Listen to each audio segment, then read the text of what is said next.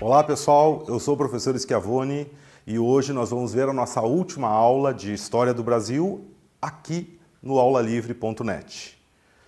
Vocês podem aproveitar e baixar as apostilas e os exercícios, tudo gratuitamente no nosso site e fazer esses exercícios e se preparar aí para o vestibular.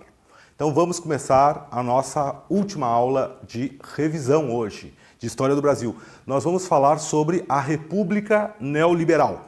Esse é o nosso último assunto, de 85 até o final do governo do Fernando Henrique Cardoso. Vamos lá então, vamos começar com o governo do José Sarney. Sabemos o que aconteceu no final da ditadura militar. Tancredo Neves foi eleito presidente do Brasil, acabou não podendo assumir a presidência da República, porque ele vai falecer. O Sarney, que era o vice-presidente, assumiu interinamente, e aí com a morte do presidente eleito lá no colégio eleitoral, o Sarney vai acabar cumprindo com o mandato, de 85 até 1990. Vamos ver o que do ponto de vista político e o que do ponto de vista econômico foram importantes nesse governo, que nós temos que lembrar talvez aí para nós termos sucesso nas nossas provas do vestibular. Do ponto de vista político, a questão mais importante do governo Sarney vai ser a Constituição de 88, chamada de Constituição Cidadã. Foi uma Constituição bastante importante porque ela retoma uma série de temas que sempre foram bastante debatidos na nossa sociedade e que eram temas polêmicos. Que novidades ela vai trazer que nós devemos lembrar? Primeira delas, o direito de voto do analfabeto, que era um tema muito antigo, né? Uma polêmica que envolvia as nossas elites e os grupos mais progressistas da nossa sociedade discutindo se analfabeto poderia votar ou deveria votar ou não. Pois agora, a partir de 88, o direito do voto do analfabeto é uma novidade. A outra novidade interessante é o voto opcional, o voto optativo para os jovens entre 16 e 18 anos de idade. Tem uma outra questão importante, vou pontuar somente três, que é a questão do racismo. O racismo na nossa Constituição passa a ser um crime inafiançável.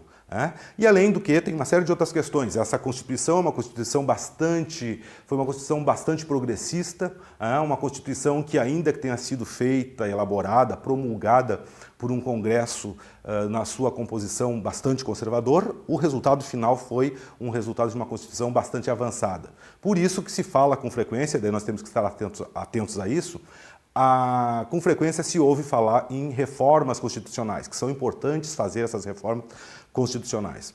Vamos prestar atenção nos atores que normalmente estão fazendo referência a essas reformas e que tipo de reformas se pretende fazer nessa Constituição. Via de regra, essas reformas, atentemos para isso, são reformas que vão suprimir algumas conquistas que foram obtidas a partir dali. Então essa é a questão política importante do governo Sarney. Mas havia uma questão econômica bastante importante, você pode ver aqui pela inflação, que era um problema sério que nós estávamos enfrentando já desde o final do governo do Médici, que vai ser o que nós vamos chamar genericamente de crise do milagre. A partir do governo Médici, vejamos lá, desde 74 até 1994, quando o Plano Real vai ser criado, durante esse vasto período de tempo, um dos problemas mais graves do ponto de vista econômico da nossa sociedade era a questão da inflação, a inflação descontrolada. Tinham outros problemas que também não vão ser resolvidos por nenhum dos planos, vão acontecer uma série de planos que vão tentar resolver esse problema e outros problemas, mas um outro problema sério que havia, além da inflação, era o problema da concentração de renda, que é uma consequência, é um resquício da crise do milagre econômico. O que aconteceu? Nenhum dos planos, nem mesmo o Plano Real, depois nós vamos falar um pouquinho sobre isso, conseguiu superar esse problema, resolver esse problema, concentração de renda. O que é essa concentração de renda? Ricos, muito ricos no nosso país e um grupo imenso, uma maioria imensa da população de pobres. Há um abismo social, se criou um abismo social a partir do milagre que até hoje não se conseguiu ainda, com todas as tentativas, com todas as políticas do governo, se superar de modo satisfatório. Então, e um terceiro problema, que é um problema que também o Plano Real não conseguiu resolver e que os governos mesmo do Fernando Henrique Cardoso e após Fernando Henrique Cardoso, o governo do Lula, o governo da Dilma não conseguiram resolver ainda, que é o problema do crescimento econômico. Então, quando falarmos de economia, e esse é um tema candente nos nossos vestibulares, aparece com frequência, nós vamos ter que ter em mente isso o tempo todo. Vejamos a inflação aqui, a inflação bastante alta no começo do governo Sarney, mais de 200% ao ano. Tá certo? Bom, para resolver esse problema, se criou imediatamente um plano. Lá em 86, em fevereiro de 86, o governo cria o tal de Plano Cruzado. O que caracterizou esse Plano Cruzado? Primeiro, se cortou os 3 zeros da antiga moeda e se congelou preços e salários. A partir do congelamento de preços e salários, também foi criado um outro recurso lá, que era o do gatilho salarial. O que era esse gatilho salarial? O gatilho salarial é o seguinte... a inflação, logo que foi criado o plano, a inflação caiu de mais de 200% para zero, ficou inflação zero, zerada, e quando a inflação atingisse o índice de 20%, os trabalhadores imediatamente teriam um reajuste de salário no valor da inflação, que, quando ele atingisse esse índice de 20%, teria um reajuste de 20% ou mais dessa inflação, correspondente ou equivalente a essa inflação. Porque se acreditava que a inflação fosse demorar um tempo bastante longo para voltar a subir de novo, já que ela estava zerada. Mas não foi o que aconteceu. O que na prática aconteceu foi que o plano durou pouquíssimo tempo. Nós começamos com o plano então em fevereiro. Em novembro, o plano já havia sido apresentado como um fracasso, ou já havia fracassado esse plano. Foi um período bastante curto de tempo. Nesse período de tempo em que o plano ainda está ocorrendo, vejamos lá entre fevereiro e novembro, surgem ali as figuras dos fiscais do Sarney, o congelamento de preços é uma coisa que interessou e agradou bastante a população está bastante feliz com o congelamento de preços, talvez não dos salários, mas tem um grupo, particularmente os empresários, que estão muito descontentes com esse congelamento. O fato é que eles queriam subir os preços dos produtos e isso era impossível, por conta dessa norma do governo, não pode subir os preços. Qual foi a reação desses empresários? Eles começaram a retirar os produtos das prateleiras, E aí houve uma crise de abastecimento. O que significou isso? Significou que as pessoas tinham dinheiro para comprar, só que não encontravam seus produtos. E aí o plano começa a apresentar problemas. Começa a surgir aí a figura do ágio, o ágio, que é muito comum aqui no Plano Cruzado também. O que era o ágio? O ágio era conseguir os produtos que tu queria, não mais pelo preço de tabela, pelo preço tabelado, mas sim com um acréscimo naquele valor do preço. Era, na prática, a volta da inflação. Então, a inflação oficial era uma inflação, mas na prática, no cotidiano, as pessoas experimentavam uma outra situação, porque a inflação já havia retornado. Em novembro de 86, o Plano Cruzado praticamente já fracassou, mas é bem nesse mês e no ano de 86 que ocorre a eleição para o deputado constituinte. O que vai acontecer? Os parlamentares e os candidatos ligados, na realidade, aos partidos governistas vão ser eleitos em massa e alguns dias depois, então, vai ser anunciado oficialmente pelo governo um novo plano, que vai ser o Plano Cruzado 2, o que vai evidenciar o fracasso do Plano 1. E aí vai aparecer a inflação real, aquela que o ágio camuflava. Depois desse Plano Cruzado 2 vão acontecer uma série de outros planos. Vai vir o Plano Bresser, o Plano Verão, vai ser uma sucessão de planos aí no governo Sarney. E o que vai acontecer? Cada plano que vem, a inflação, e cada plano que vem e fracassa, faz com que a inflação volte com mais força ainda. No final das contas, no final do governo Sarney, nós temos já uma população que está bastante descontente com o governo, bastante descontente com aquela série de planos e bastante descontente também com a situação econômica do país. E é nesse contexto que vai acontecer a eleição, onde o Lula e o Collor vão se debater, ou vão entrar em embate, vão entrar em confronto. No final desse confronto, sabemos, o Collor vai vencer, com promessas de modernização do país, com uma promessa de resolver os problemas econômicos e tão sérios que o Brasil estava atravessando. E é isso que nós vamos ver agora. Vamos ver o que acontece no governo Collor, que vai começar a governar em 90, deveria terminar o seu governo em 94, mas vai acontecer alguma coisa porque na metade do seu mandato, em 92, o governo dele se encerra. O governo Collor, quando ele começa, olha a inflação, mais de 1.800% ao ano. É uma inflação muito alta, E por isso o governo já lança um plano chamado Plano Brasil Novo. Esse Plano Brasil Novo, ele inaugura aqui no Brasil aquilo que já era uma espécie de moda em uma série de outros países do mundo, que é o tal de neoliberalismo. Então nós devemos associar o governo Collor à implantação da agenda neoliberal aqui no Brasil. O que traz de novidades esse Plano Brasil Novo? Uma coisa terrível, né? Que todos que viveram naquela época sabem disso. Você pode perguntar para tua mãe, para o teu pai, de repente para a vovó, conversar com a vovó e ver o que aconteceu ali durante o governo Collor, bem no início. O que foi esse plano chamado Plano Brasil Novo, o Plano Collor? E eles todos vão lembrar certamente disso, que houve o confisco de todos os ativos financeiros. Todo o dinheiro que as pessoas haviam guardado, que estavam lá nas cadernetas de poupança, nas contas correntes, nas aplicações, todo esse dinheiro foi confiscado, uma boa parte dele. O governo estabeleceu um limite máximo de dinheiro que poderia se ter nas contas e depois disso o governo disse que ia devolver aquilo em 12 suaves prestações, né? Recolheu, ia reter esse dinheiro por 18 meses e ia devolver depois desses 18 meses em 12 vezes. Ele ia devolver esse dinheiro. Foi uma tragédia em todos os sentidos. O objetivo do plano, segundo o Collor, era fazer com que a inflação acabasse. Ele disse que ia acabar a inflação com uma única tacada. E realmente, logo que o plano foi lançado, a inflação caiu lá embaixo, foi lá próximo do zero de novo. De mais de 1.800 para quase zero. Mas logo em seguida, em pouquíssimo tempo, em apenas 2 meses, 3 meses, a inflação começou a subir de novo. E as pessoas começaram a ficar assustadas. O que vai acontecer no plano ainda? Está previsto no plano as privatizações, que faz parte aí da agenda neoliberal. Se começa aí no governo Collor esse processo de privatizações que depois vai continuar no governo do Fernando Henrique Cardoso. No sucessor do Collor, já vamos ver em seguida, que vai ser o Itamar, as privatizações meio que param por ali. Por um tempo elas param, cessam. Mas no governo seguinte, que é o governo do Fernando Henrique Cardoso, elas retomam com força. Por isso nós estamos chamando esse período de República Neoliberal. Porque uma das marcas desse período de 85 até os dias de hoje, uma das marcas e das mais traumáticas na sociedade brasileira, são justamente essas privatizações. Começa a se vender uma série de empresas públicas, que eram empresas rentáveis, a preço de banana. Isso começa então no governo Collor. Em 92, no início do ano de 92, começa a haver rumores de corrupção no governo. De corrupção no governo Collor. Logo em seguida se começa a investigar e se descobre um esquema de corrupção enorme que foi apelidado de esquema PC Farias. PC Farias era o Paulo César Farias, que era o ex-tesoureiro de campanha do Collor. E ele armou um grande esquema de corrupção que acabou envolvendo o presidente, a esposa do presidente, uma série de amigos, de pessoas próximas ao presidente.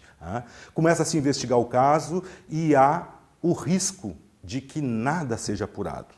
Por conta disso, porque era uma prática na história da sociedade brasileira, a gente via isso, principalmente no governo Sarney. Fez uma série de denúncias de corrupção, que eram corrupções deslavadas, públicas, com provas as mais cabais. No final das contas, se formavam CPIs, comissões parlamentares de inquérito, e elas não chegavam a nenhuma conclusão. Tudo acabava, como se dizia na época, em pizza. O risco que isso acontecesse no governo Collor era grande. Tudo acabar em pizza, ainda mais envolvendo o presidente da República. Por isso, os jovens, a juventude, o pessoal de ensino médio, resolve sair às ruas. Sair às ruas para dar um basta nisso. Eles vão começar a exigir ética na política. E aí vão ocorrer uma série de manifestações, as manifestações fora Collor, todos exigindo que o Collor saia imediatamente do poder, que se realize um impeachment, um impedimento do presidente. Essas figuras, esses estudantes, eram chamados de cara-pintadas, os cara-pintadas, e a grande bandeira deles era justamente promover o impeachment do Collor. O que de fato vai ser feito lá no final do ano de 1992, o Senado finalmente aprova o impedimento do Collor, caça os direitos políticos dele por 10 anos e assume então no lugar dele o vice-presidente, que é o Itamar Franco. O Itamar Franco então vai terminar o mandato do Collor. Começa em 92 o governo dele e termina em 94. Do ponto de vista político, nós podemos trazer um dado importante que não aparece aqui na nossa lâmina, mas é interessante o estudante talvez tenha em mente. Em 92 se realizou um plebiscito, uma consulta popular. se consultou a população para saber se a população queria a volta da monarquia ou a manutenção da república. Se a população queria a manutenção do governo presidencialista ou queria a forma de governo parlamentarista. No final das contas, sabemos qual foi o resultado, né? Nesse plebiscito, a vitória foi da república presidencialista, que é a que nós mantemos até hoje. Isso do ponto de vista político. Mas do ponto de vista econômico, a situação no governo Itamar era uma situação complicada. Inflação, antes nós tínhamos começado lá no governo Collor com uma inflação de 1.800% ao ano. Agora aqui já está em mais de 2.700% ao ano. Uma inflação muito alta. Não é por outro motivo que o Itamar Franco chama uma figura, um intelectual bastante conhecido, não só no meio da intelectualidade brasileira, mas também a nível internacional, que é o Fernando Henrique Cardoso, um sociólogo bastante conhecido, para ser o ministro da Fazenda do seu governo. O Fernando Henrique Cardoso monta uma equipe de economistas bastante experientes que examinam todos os outros planos, por que eles fracassaram, quais eram as potencialidades, o que era bom, o que era ruim nos outros planos, o que deu certo, o que deu errado, e aí eles vão montar um novo plano, que vai ser chamado de Plano Real. E esse Plano Real vai ser anunciado em julho de 1994. Em julho de 94 se apresenta o Plano Real, então.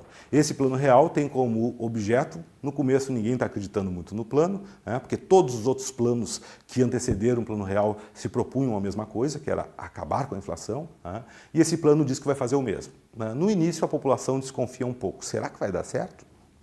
Não deu certo das outras vezes, mas dessa vez se fez um plano bem elaborado, o plano foi bem executado e, de fato, ele foi implantado aos poucos, diferente dos outros planos que eram implantados da noite para o dia, que eram os famosos choques econômicos, da noite para o dia se dava um choque na economia, se acabava com a inflação. No Plano Real foi diferente, ele foi sendo implantado aos pouquinhos, desde março ele está sendo aplicado, começou a se aplicar, e lá em julho, oficialmente, ele entra em ação. Se criou uma moeda nova, que é a moeda que nós utilizamos ainda hoje, que é o real. E antes disso havia uma moeda de transição, que era o URV, ou o Cruzeiro Real, na realidade. O URV que era uma referência monetária para essa outra moeda que existia, que era o Cruzeiro Real, que era a moeda oficial. Na realidade, na prática, nós tínhamos duas moedas, uma que era o URV e outra que era o Cruzeiro Real. No final das contas, a URV e o Cruzeiro Real são eliminados e, no lugar deles, é criado aí o Real. O que caracteriza esse plano aí? O objetivo dele, então, é combater a inflação. De fato, ele consegue combater a inflação. É criado também aí a âncora cambial. O que é essa âncora cambial? A âncora cambial ou a paridade dólar-real. Na realidade, se criou artificialmente um sistema onde cada real, um real, era o equivalente a $1. Isso fez com que a moeda brasileira, que era a nova moeda que é o real, se valorizasse tremendamente. Foi bom isso? Por um lado foi, todo mundo no início gostou. Por quê? Porque aumentou o poder de compra das pessoas. As pessoas agora possuíam no bolso uma moeda chamada real, mas ela tinha o mesmo peso, o mesmo valor do dólar. Mas, se isso foi bom para nós importarmos os produtos, para comprarmos produtos lá de fora, isso foi muito ruim para nós vendermos, para nós exportarmos produtos, porque os nossos produtos ficaram muito caros, nós estávamos produzindo em dólar agora. Isso vai ser um problema que logo vai aparecer. Afora isso, o governo vai liberar as importações. Bom, vai liberar as importações, nós estamos com uma moeda forte, o dólar, que na realidade é o mesmo real, então para importar vai ser muito fácil. Isso vai trazer grandes prejuízos para a nossa indústria, vai trazer grandes prejuízos para a produção interna do país. O que vai acontecer? No final das contas, no final do governo Itamar, vai haver uma disputa eleitoral. Agora, de novo, o Lula está de novo aí e ele vai disputar com o Fernando Henrique Cardoso. É a segunda candidatura do Lula, é a segunda eleição que ele vai participar e vai ser derrotado pelo Fernando Henrique Cardoso porque o Plano Real parecia ter sido um sucesso. Parecia ter sido um sucesso porque realmente conseguiu acabar ou diminuir tremendamente a inflação. Vai começar então o Fernando Henrique Cardoso. O Fernando Henrique Cardoso vai fazer 2 mandatos. Todo o primeiro mandato dele, de 95 até 98, ele gastou todo esse primeiro mandato dele preocupado com a emenda da reeleição.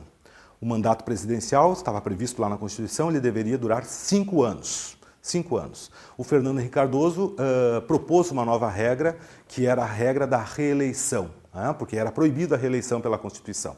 5 anos de mandato, espera a realização de um novo mandato de um outro presidente, e aí aquele presidente poderia se candidatar novamente. Agora, com a emenda da reeleição que está propondo o Fernando Henrique Cardoso, o mandato diminui para 4 anos e o presidente pode se candidatar novamente.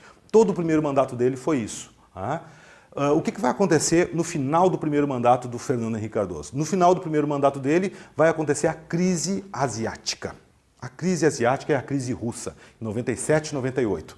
Essa crise asiática, essa crise russa, ela se caracterizava por uma fuga enorme de capitais de vários países, da Rússia, do México, dos tigres asiáticos. Fugia uma quantidade de dólares imensa, da noite para o dia. Uma quantidade muito grande e numa rapidez absolutamente incrível. Era o que se chamava, e é o que se chama, de capital flexível, que ele ficava procurando sempre, o capital especulativo, ele fica procurando os melhores mercados para aplicar, para entrar nesses mercados. Nesse momento também, lembremos nós que o que aconteceu na Rússia é que a Rússia há pouquíssimo tempo tinha retornado ao capitalismo, e isso fazia com que o mercado todo russo então estivesse aberto. E o que acontece é isso, os mega investidores se dão conta que a Rússia pode ser um bom mercado, se atiram todos para lá. E aí, ao se atirar para lá, eles tiram esses capitais, esses dólares que eles haviam investido num determinado país, e aí esse país quebra. E a Rússia, momentaneamente, parecia estar bem. Só que, num dado momento, vão surgir outros mercados também, e lá da Rússia vai escapar dinheiro também, e a Rússia vai quebrar. Aqui no Brasil acontece o mesmo. Nesse mesmo contexto em que está acontecendo a crise asiática e a crise russa, começa a sair uma quantidade enorme de dólares. Como a nossa moeda estava ancorada no dólar, a nossa moeda também vai sofrer disso. As nossas reservas de dólar caem tremendamente, e o governo faz o quê? Às pressas, de uma hora para outra, o governo começa a desvalorizar o real em relação ao dólar. Mas nós tínhamos que recompor as nossas reservas para manter aquela paridade. E a nossa desvalorização, ou a desvalorização da nossa moeda, não poderia acontecer de um modo muito brusco e muito rápido. Para isso, o governo ia precisar de dinheiro. E aí, o que o governo vai ter que fazer? O governo vai ter que pedir dinheiro lá fora, vai pedir dinheiro para o FMI. E é nesse contexto, antes de pedir dinheiro para o FMI, é no contexto ainda da crise, que vai acontecer a nova eleição. É o final do mandato do Fernando Henrique Cardoso, do primeiro mandato dele. Vai acontecer a eleição. Quem é que está disputando com ele de novo? O Lula. E o Lula vai perder de novo a eleição. O Fernando Henrique Cardoso vai fazer uma grande chantagem a nível nacional, acusando o Lula de que ele sempre foi contra o Plano Real, que ele ia destruir com o Plano Real, que ia fazer a inflação voltar de novo. E o povo, muito receoso naquele momento de instabilidade que nós estávamos vivendo não só no Brasil, mas em termos mundiais, resolve de novo apostar no Fernando Henrique Cardoso e ele é reeleito. Ele se reelegeu garantindo que não pediria dinheiro para o FMI. Porque vários economistas diziam, não dá para pedir dinheiro para o FMI, porque eles vão nos exigir a nossa alma por esse dinheiro aí. Fernando Henrique Cardoso garantiu durante as eleições que não ia pedir dinheiro. O que ele fez? Nos primeiros meses do seu mandato, do seu segundo mandato, ele faz empréstimos monstruosos com o FMI. E evidentemente que o FMI nos cobra horrores de coisas. O que o FMI quer da gente? Uma coisa que interessava bastante para eles, que eram justamente as empresas, as grandes empresas que nós tínhamos e que eram patrimônio do Estado. É nessa segundo mandato do Fernando Henrique Cardoso que se intensifica, então, as privatizações do seu governo. Se vende aí a Companhia Vale do Rio Doce, se privatiza também a Companhia Siderúrgica Nacional, e uma quantidade enorme de empresas são privatizadas, se privatiza a Telebrás, se privatiza o setor de telecomunicações todos, se privatiza a produção de energia elétrica, se privatiza uma série de setores da nossa economia, o que fragiliza bastante a nossa economia. O que nós vamos ver também no governo Fernando Henrique Cardoso, tanto no primeiro quanto no segundo, é que o desemprego aumenta cada vez mais, por conta daquele problema que o Plano Real não havia conseguido resolver, que era o problema do nosso PIB que havia caído, né? Houve uma queda no PIB. A inflação está controlada, mas o PIB, a produção, ela não conseguiu aumentar. Não conseguimos fazer com que a produção aumentasse porque os nossos produtos eram muito caros, né? Então, há fechamento de uma quantidade enorme de empresas, de fábricas, e o desemprego aumenta tremendamente. Afora isso, nós temos um outro problema, que o Fernando Henrique Cardoso também não conseguiu resolver, que era o problema da concentração de renda. A concentração de renda continuava graçando e até, em alguma medida, essa situação se agravava com o aumento desse desemprego e com o aumento também da informalidade. É a partir do governo Fernando Henrique Cardoso que nós vamos ver surgir nas médias e grandes cidades a figura do camelô, em grande quantidade. Não que antes não existisse, já existia o camelô, só que agora vai existir uma massa de pessoas que vão trabalhar na informalidade, que elas vão ter que sobreviver de alguma forma, né? E elas se dedicam então a essa atividade que é normalmente, pelo menos durante muito tempo foi isso, ir até o Paraguai, buscar produtos estrangeiros, traz aqui para dentro do país, né, de contrabando e vende. Tem mercado para isso? Tem mercado, porque as pessoas têm um dinheiro que é um dinheiro forte. É fácil de comprar lá fora? É fácil, porque tu vai para lá com 10, 15, 100 reais e isso aí é o equivalente a 100 dólares, dava para comprar bastante coisa, né? O fato é que no final do segundo mandato do Fernando Henrique Cardoso, o Fernando Henrique Cardoso já caiu praticamente um descrédito muito grande. A população já sabe que as privatizações fizeram muito mal para o Brasil, que a inflação foi controlada, mas uma série de outros problemas do cotidiano das pessoas não foi resolvido. E é por isso que o candidato do Fernando Henrique Cardoso vai perder quando vai disputar novamente com o Lula, que era o Serra. O José Serra, vai disputar com o Lula nessa última eleição, ou melhor dizendo, nessa eleição para suceder o Fernando Henrique Cardoso, e vai perder flagrosamente para o Lula. O Lula, pela primeira vez, vai subir, então, à presidência da República, depois de ter feito já uma série de disputas com outros candidatos, e vai ser uma novidade na cena política brasileira, por conta de que, pela primeira vez na história do Brasil, um operário assume o cargo da presidência da República, é um operário que durante muito tempo, uma pessoa humilde, de origem humilde, que durante muito tempo e ainda durante os seus mandatos, os seus 2 mandatos, que ele vai se reeleger posteriormente, foi muito desacreditada, foi muito atacado, porque era acusado de ser analfabeto, acusado de ser aleijado, porque faltava um dedo no Lula, acusado de não ter experiência de administração, né? E, no final das contas, o que nós vamos ver é que o Lula fez do ponto de vista, pelo menos, da população, 2 excelentes governos. Por que eu estou dizendo do ponto de vista da população? Por conta da alta popularidade com que o Lula terminou o seu segundo mandato. Termina o seu segundo mandato e, mais do que isso, consegue reeleger o seu sucessor, que é a atual presidente Dilma Rousseff. Mas antes de encerrar a nossa conversa, nós vamos dar uma olhadinha naquilo que eu falei, vamos olhar alguns gráficos. Normalmente, os estudantes têm dificuldade, muita dificuldade em dar uma analisada em gráficos, em tabelas que aparecem nas provas, né? Provas de história, de geografia, de matemática, de física, gráficos. Os gráficos normalmente são problema. Então nós vamos dar uma olhadinha em alguns gráficos rapidamente, só para lermos algumas coisas aqui interessantes. Normalmente o gráfico vai aparecer para vocês não com essas linhas vermelhas, vai aparecer um gráfico liso, plano, limpo. Mas vai aparecer, olha aqui o que nós vamos analisar? O PIB, a variação anual do PIB entre 1990 e 2011, tá certo? E aqui está o PIB, que vai de menos 6% até mais 10%. E aqui, o eixo do zero. Muito bem. Aqui tem os anos, e nós podemos então ver, olha aqui, pegamos só alguns exemplos para ver rapidamente isso. No governo do Collor, 90 até 92, nós temos PIBs negativos, olha lá, menos 4,3%.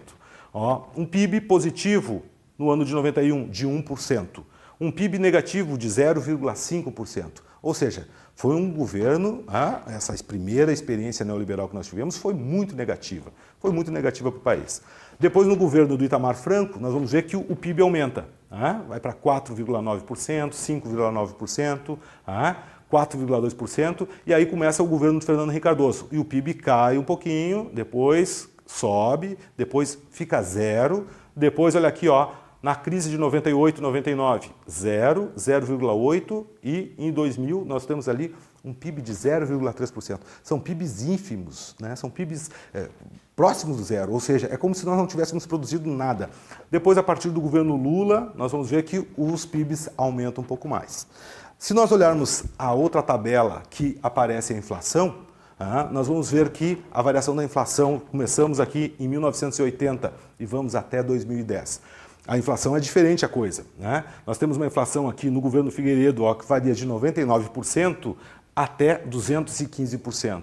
Depois, no governo Sarney, nós vemos aqui, ó, a inflação alta, estamos no ano de 86, ela cai, olha lá, de 85 para 86 cai para 80%, é o plano cruzado que foi aplicado aqui, mas depois ela dispara, estamos aqui, ó, no máximo da tabela, 2.477% de inflação. 2.477 é quando é instalado o plano real. No plano real é instalado e nós vemos que despenca a inflação para 916%.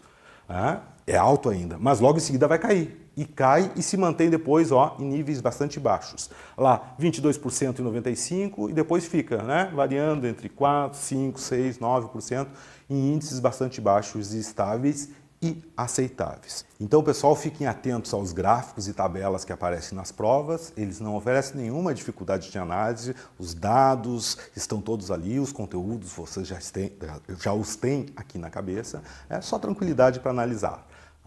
Boa prova para todo mundo, então, e vamos nos manter aqui no aulalivre.net. Por agora, nós vamos encerrar aqui a revisão de História do Brasil, mas vai ter início a revisão de História Geral com o professor Cláudio Omar. Eu espero que vocês tenham aproveitado bastante esses nossos encontros e espero que continuem conosco aqui, baixem, não esqueçam as apostilas que estão todas elas disponíveis gratuitamente aí no site e boa prova para todo mundo. Nos vemos em breve.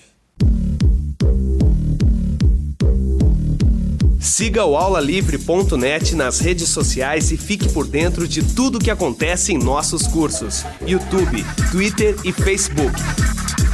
aulalivre.net, seu portal de cursos grátis.